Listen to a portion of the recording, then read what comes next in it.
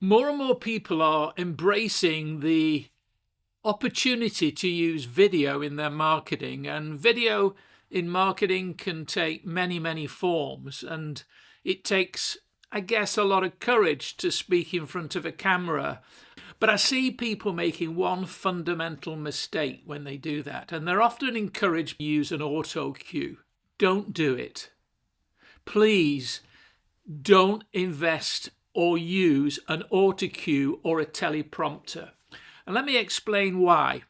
First and foremost, you're not an actor. Secondly, you're not a presenter. Those people are trained to use teleprompters. You can tell when somebody's reading from a teleprompter. It's unnerving.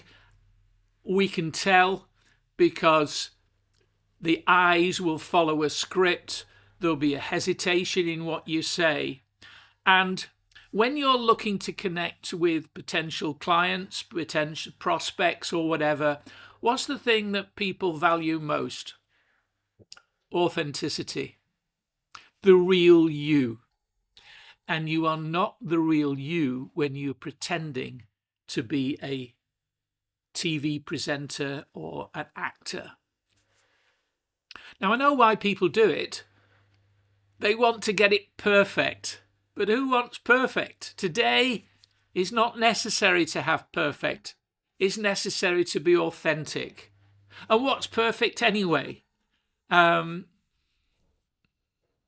think the other thing that using a teleprompter does, it's relying on a tool instead of developing the skills to be in front of a camera and to get your message across. And the more times you do it, the better you become. You learn that actually a pause or a mistake or a hesitation is quite natural. Here's a couple of tips that anybody that's interviewing somebody else can do. Ditch the autoresponder, ditch the auto cue, ditch the teleprompter, and instead put your camera to one side and look at the person that you're talking to. They might glance at that, but after you've started to engage in a conversation, they'll talk to you in a natural way. I mean, let's face it. You don't use a teleprompter when you're on FaceTime with your family, do you? They'd think it very strange. You're authentic, you're natural. That's what people want. I know when I first started in front of a camera, what I used to do is I'd start and think, oh, I've messed that up, and then I start again and mess it, and I stop it, and I might have 5, 6, 7, 10 takes. I don't anymore. I just go straight through.